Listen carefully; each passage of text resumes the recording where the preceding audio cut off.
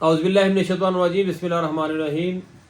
Dear friends, मैं अब्बास चद्दड़ अली इमरान भट्टी, हम वकील चैनल से आपसे मुखातिब हैं। आज हमने एक बार की बड़ी एक्टिव और एक बड़ी मुनज़्ज़म शख्सियत और बड़ी मकबूल शख्सियत से दरख्वास्त की थी कि हमें टाइम दें ताकि हम वकला के मसाइल और वकला के मामलात और बार के मतलब बात कर सकें। राना मोहम्मद नईम जो है ये एक बड़े मंजे हुए लॉयर हैं और लाहौर बार को बतौर सीनियर नैब सदर ये साल 2020 से 2021 में सर्व कर चुके हैं। आइए इनसे बात करते हैं। राना साहब, welcome to show sir. Thank you sir, thank you. अच्छा राना साहब, थोड़ा सा अगर आप तारुफ करवाएं अपने हवाले से, आपने प्रैक्टिस कब स्टार्ट की और बार पॉलिटिक्स में आने का इरादा आपने कब किया? बिस्मिल्लाहिर्रहमानिर्रहीम।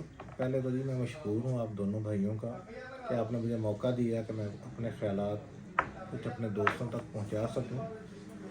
मैंने जी प्रैक्टिस का आगाज़ तकरीबन 2002-03 में किया था और ये वो वाला दौर था जब वकला मुल्क के अंदर शहरी आज़ादियों के हवाले से, आइन और कानून की सरबुलंदी के हवाले से एक बड़ी स्ट्रगल के लिए तैयारी कर रहे थे और सोसाइटी में हमारा इमेज बड़ा पॉजिटिव था। फिर हमें मौका थोड़ा सा आगे वक्त गुजरा, वो मशहूर मरूफ मुशर्रफ डिक्टेटर के ख़िलाफ़ तहरीक का आगाज़ हो गया, जिसमें वकला ने आइन और कानून को, और किसी शख्सियत के लिए नहीं, इस मुल्क के आम आवाम के लिए, चीफ जस्टिस जो उस वक़्त के थे जिन्हें गैर आइनी और गैर कानूनी तौर पर हटाया गया था, उनके लिए, उनकी बहाली के लिए जद्दोजहद की।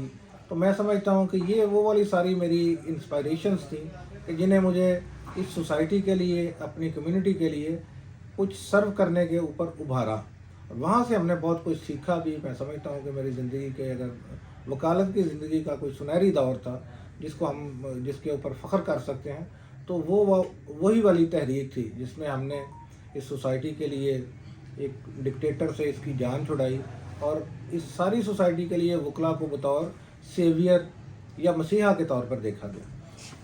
अच्छा राना साहब, अब ज़रा आप इस हवाले से भी बताएं कि बतौर उम्मीदवार जब आपने फ़ैसला किया कि आपने बार के अंदर इलेक्शन लड़ना है, तो आपकी इब्तदाई तैयारी क्या थी? आपके दिमाग में क्या था? आप कोई मंशूर को अपने डिसाइड करना था या क्या आपकी तैयारी की इब्तदाई वो क्या मराहल थी जिसको आपने शुरू किया इलेक्शन करने से पहले? जी, मैं समझता हूँ कि अल्लाह ताला ने इंसान के ऊपर जो बड़ी अपनी नेमतों का जो जिक्र किया है, उसमें से उसे बुराई और भलाई का जो तसव्वुर है, इसका बारहा जिक्र किया गया है।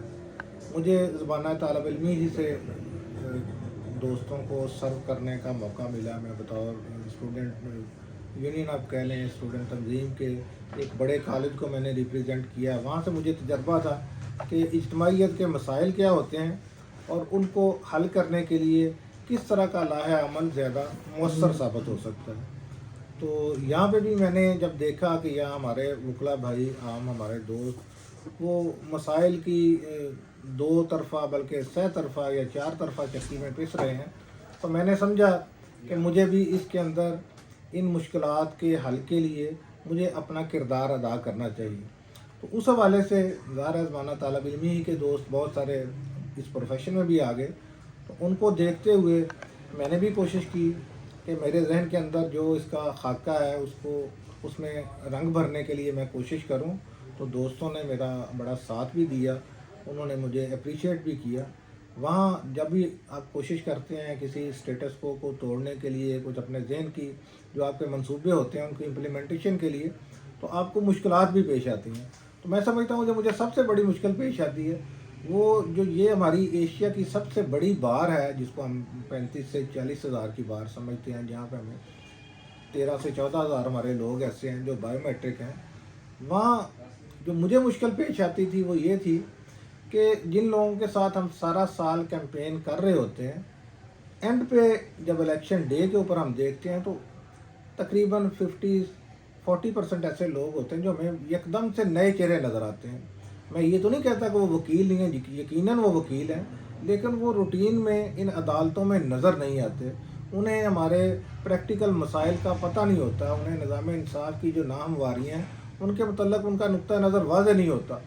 तो ये एक बड़ा मसला है। इसके साथ ही साथ हमारे मैं तो समझता हूँ ये आम वकील का नहीं मसला, हमारे जो मुंतखब नुमाइंदे हैं या जो लोग ये ख्वाहिश रखते हैं, उन्होंने कुछ करप्ट प्रैक्टिसेस के ज़रिए कुछ हमारे इस सारे के सारे इलेक्टोरल सिस्टम को उन्होंने ख़राब भी किया। इसकी इब्तदा उन्होंने खानों से शुरू की और वो चलते चलते पीने पिलाने से होती हुई फॉरेन टूर तक चली गई, और अब एक बहुत बड़ी बिदत की शक्ल में वो फैल गई है।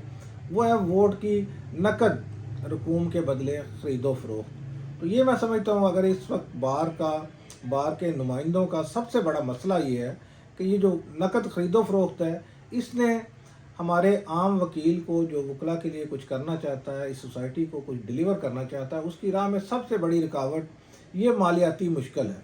तो इसको मैंने भी फेस किया। यहाँ पे कुछ परसेंट ऐसे लोग हैं जो बदकिस्मती से अपना वोट फ़रोख्त करते हैं। तो इसको रोकना मैं समझता हूँ मेरी, आपकी, हमारी इस कम्युनिटी की और इस सोसाइटी की बड़ी ज़िम्मेदारी है। जब हम इस चीज़ को बाहर कर देंगे, जब हम इस पैसे वाले अंसर को मिनिमाइज़ कर देंगे, शायद इसको बिल्कुल ख़त्म करना तो एक बड़ी बात होनी चाहिए, आइडियल बात तो यही है, लेकिन ये मुश्किल है। इसको हम मिनिमाइज़ कर दें तो आप जैसे लोग बाहर में जो असल खिदमत के जज्बे से आते हैं, जो लोग हमारे मसाइल को समझते हैं, जो इस सिस्टम के अंदर मुश्किलात को समझते हैं और उनके पास एक इसका ख़ात्मे का एक हल भी मौजूद है, तो वो लोग, उनको भी इनकरेजमेंट होगी। तो इन सारी चीज़ों को मैंने ख़ुद भी फेस किया, और इसमें मेरे जैसे हम्बल बैकग्राउंड के आदमी का, जो इससे पहले जिसका कोई बाप वकील नहीं था, किसी बड़े चैम्बर से नहीं था, किसी बहुत बड़े वकला के ग्रुप ने उसको सपोर्ट नहीं किया था, उसका इलेक्ट हो जाना और रिकॉर्ड मार्जिन से इलेक्ट होना, ये आम लोगों के लिए भी एक बड़ी इंस्पायरेशन है। अगर हम कोशिश करें तो फिर हम सारे के सारे दोस्त अपने इस बार के अंदर, जैसे अमेरिका को कहा जाता है कि ये अपॉर्चुनिटीज़ की सरजमीन है, तो ये लाहौर बार भी एक अपॉर्चुनिटी का जो फोरम है, जिसमें सारे ऐसे दोस्त जो कुछ करने का, कुछ भलाई के लिए, खैर के लिए, कौम के लिए कुछ डिलीवर करना चाहते हैं, तो उनके लिए इसमें बेशुमार मौक़े हैं। चलिए, थैंक यू, क्लोज कर दें।